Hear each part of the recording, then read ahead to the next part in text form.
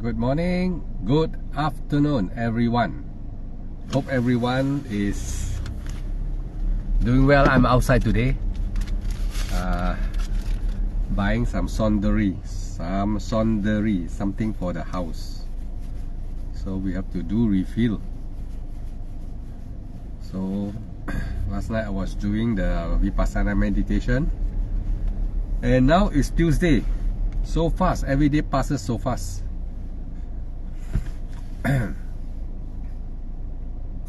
What I want to say just now, I remember. I just want to say, I forget what to say. Just now I just remember today outside. Let me meditate and think what I want to say.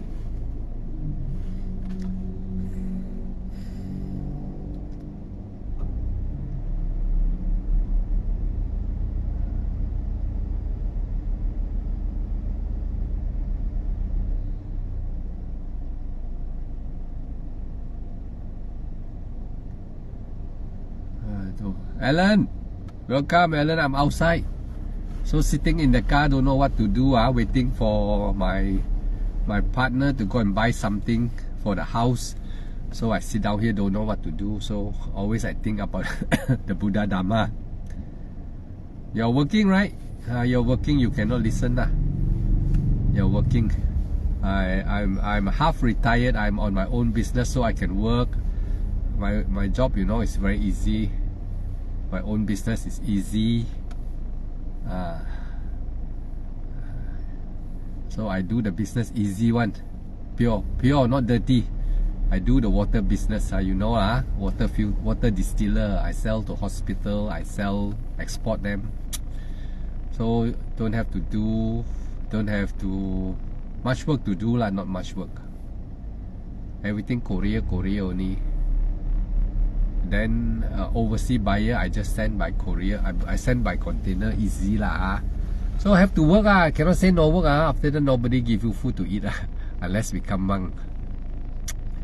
So monk also not easy, because we must always remember to appreciate all the devotee, because they also have to hard earn money, and they also have to go and work, you know, and they also follow the teaching of the Buddha. They want to get merit. So all of the monk, if I become monk, I'm also very serious in my practice one. You can see me meditating most of the time. But yeah, now I remember already. When you are doing meditation, doesn't mean you can do perfectly all the time. If you can do perfectly all the time, no anicca already, right? Not every one of you. Now I'm old, but I have to look nearer. Fern Sun Call. Okay, welcome Fern Sun. I think you are first time here. Good luck. Continue listen to my talks, and then you will understand a lot. I like to keep on talking Dhamma. I don't like to keep myself free. Even I do business, I don't go and think about my business. I think about Dhamma. I think all the Arya are like that. When they attain, they give priority to the Dhamma than to their business now. Doing business is okay, because this, as long as you keep your 5 precepts, and my business, I don't have to lie. I don't have to talk lie. I just sell the price. I put they know me already. They just buy according to my price only. I don't go and talk this, talk that. No talking one. Agree, they buy. They don't agree, they don't buy. That's all. Chris Ng, welcome. Carrie Chang, person. Okay, all are welcome. Actually, my teaching is actually nothing new. It is amplification of the Buddha. I just re-emphasize to make it more clearer only. Sometimes I do talks about practices that I encounter that people don't practice very well, so I can see. When I go to monastery, I can observe, I can see. Sometimes we want to highlight it so that we can see where the mistake is, so everyone can change. That's the purpose of the Dhamma, is to let us see the real way, and to change the way that we are doing wrong. We stop doing it, that's all. So there are ways that we do not know, that we have never made this mistake. By seeing other doing the mistake, we know that, oh, this is a mistake, so we don't do, right? Not so. The Buddha say the 4 power when you see somebody do the mistake that you have never thought before, you have never done it before, and you don't even have a thought about it, then don't do. The Buddha said that's bad, you know it's no good. So you see people do wrong, you don't do, right not? So in order to teach, as a Dharma teacher, when you see other people wrong, sometimes you all will not be able to have the same opportunity to see, or many of you will not be able to identify that error. So like Arya, like us, we can identify, so we know that's wrong, we tell you. So when we tell you, don't get wrong that we are complaining about other people. We are just identifying the fault of other people so that we don't want to do it. That's how we improve, right? Not we see mistake, we don't do it. That's the 4 power. The Buddha said 4 power. One is when you see someone do wrong, we never did it before, we don't do. We say we don't do. Example, if you say that you have been a monk before, and you have mixed with all the monks, and you realize there are monks who are practice, there are a group of monks who don't practice, right? No, it's natural. The world is like that. Everything got good and bad one. Like in a family, you see in a family, our brothers, sisters, some naughty one, some don't want to obedient one, right? You cannot control them one, some don't obedient one, funny one, karma, all different karma, right? So all the industry, in everywhere we go, we encounter good and bad, like and dislike, happy and sad. So this is the reality of the nature law, the nature of existence is like that. So what we do now is we tap on the good one, we discard the bad one.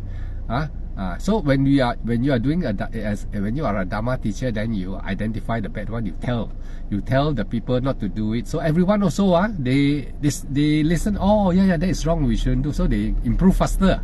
Don't have to wait until they make the mistake, right? Not you don't have to wait until you make the mistake, then you say, oh yeah, mistake lah, and then people blame us. No, too late, right? Not but now we see other people got make mistake, then we identify, don't do it, we don't do it. This is the first thing. Number 2, the Buddha said, now if you yourself have some very bad things in your heart that you want to do, nobody have done it before, the Buddha said, don't do lah. It's totally must throw it away. So that means to say, you are more smarter than the rest of the bad guy. You know, you can do even worse thing. But you have figured out an idea to do it, but you don't do it. The Buddha said, don't do it. Okay. So you know the first step and the second step, or not now? The first people you see people do now, the second one is you. You have the idea to do it, but you don't want to do it. Don't do it. Good. Now, the good thing that you see someone doing something very good, you know, very praiseworthy, and you have never think of doing it before. No, you see the fella do it, then you must copy. Go and do. So the Buddha said, good. So now, there are something that in your heart that you want to do, but nobody doing it, you know, but it's very good and very praiseworthy. If you have opportunity, you can do it. If you are capable to do it, the Buddha say. Alright, this is called the 4 power. Melim, welcome. I'm talking generally because I'm in the car waiting for my friend to go and buy some sondri for the house. So I just spend some time here. I like to talk Dhamma because I don't like to sit quietly. Listen to music. I never listen to music. And then look at the Facebook, you know, a lot all on the Dhamma. Then sometimes I see many articles. So I like to comment because for the good lah, not to be or not to hurt anybody, but to make it better. So now coming back to meditation, not every day you can meditate, right? Not can you meditate every day perfectly? Can not even monk can do that. Even you think you have jhana, samadhi, you can't do that. You cannot do that. Because when you sit down in meditation, everything counts. The weather, the timing, the body, the mind states, everything. It has share for you, whether today you can be calm or not. So if you are energetic today, or maybe you have taken a big long rest, like a sportman lah, today you want to challenge already, it's a competition, right? Not right? So today you don't go and exercise again, right? Not you don't go and start rehearsing, you get yourself very tired, right? Not so you need rest a few days, right? before you really go and challenge, right? So meditation also got something like that. When you everyday meditate, you find that your mind, there are cases where you can be very fast, you can progress. There are, for some, they may see the problem very clear. They see the dukkha very clear, but they doesn't understand that was dukkha. They become fearful. They start to afraid of to meditate. That's why many meditator, old timer I saw in my time, there are numerous people, when you ask them meditation, they say like that. They are no more really very keen anymore, because they do not understand when they meditate. No panya. They meditate without understanding. They must understand anicca, dukkha, anatta. Means not every day can be good, but if you do every day, it is good, of course. If you do every day, it's good because it's going to develop. But you must have knowledge that there are good time, there are bad time. You must also, according to my teacher and according to my personal experience, you also must also know your mental and physical state. What is knowing your own mental and physical state? Knowing that today is a suitable day, environment is suitable, you know your body is okay, and your mind is very excited, want to meditate. And if when you have this type of feelings, Vedana feelings like that, alright, you must then find a proper place that you can really sit without disturbance, such as no mosquito place. Tan Siu Hong, am I moving? Yeah, I'm moving already. Okay, that's now I got stuck already. I'm waiting for my friend to buy, so I'm free. I talk for a while. I don't like to sit there thinking, looking at things. I send, because wasting time. Because we are getting old already. So quickly I share with you all. I teach every one of you. You all quickly practice. So remember, meditation is not every day must do. Force yourself. Don't force. Remember, if you want to do continuously, make sure it's not under the category of force. Paksa, you force yourself. Don't do that. Don't force yourself. But get yourself excited to meditate. Everything must be excited one. Like I tell you, everything is excited. It's true. The more you're excited, the more you can progress faster. Right? And also, of course, if you are excited doing the bad thing, the faster you go to hell. Don't do. So what I'm trying to emphasize is excitement, interest. You have knowledge. You know the Buddha never lie. Even though you have not seen the Buddha, you will know that the Buddha exists because of the Dhamma that tells us, and we practice and we see the Nama Rupa, the mind and matter. You can see the aggregates. Then you don't have to really see the Buddha. The Buddha is with you already. The Buddha already say already. You don't have to say, hey, where's the Buddha? You prove to me the Buddha. Why not? The Buddha say, if you meet people who are very intellectual, who wants proof one, this one cannot teach one. These people, you cannot teach them one. You waste time, don't waste your time. They want to prove. But I can give you one example to prove to that guy, if he's too clever one, the extraordinary too clever guy. You will never see, you don't believe. Tell him, last 3 months you eat what? Okay. The line maybe today is not. I'm in Kepong in PJ lah. Kepong in Kepong lah, where got PJ Okay. So meditation, remember, you must know your mind state and your physical. If you can know your mind state and your physical state is okay, you go and practice. Actually, in the Dhamma, I have read before. Bhante Suvano also told me, if you can know your mind state and the physical state is strong, and you go and meditate, I tell you, attainment also can arise at that moment. Knowing your mind state and the physical state. So you see, meditation, vipassana is actually wisdom. You are able to know clearly. You can know that you can go into samadhi. You know that you can concentrate without the hindrances coming to disturb you. The five aggregate lah. Hindrances is the five aggregate. They will not come and disturb you. So you will have confidence when you meditate, and you can go into samadhi. Samadhi is actually what? Yes, if you are able to sampanjana and yoniso means bring the mind to your abdomen, and you are able to follow the breath consistently until the aggregate thinking, aggregates, hindrances. They are all the hindrances. They call it aggregate lah.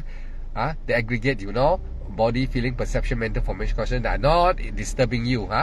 All the time when you're meditating, you know what is the trouble about the troubles you people to stop you from mindfulness, anti-mindfulness. I wrote there just now in my Facebook. What is anti-mindfulness? Who is the anti-mindfulness? Actually, it's the aggregate. The aggregate, if the monk, if everybody talk and don't talk about the aggregate, then you don't know. You talk hindrances, like I mentioned.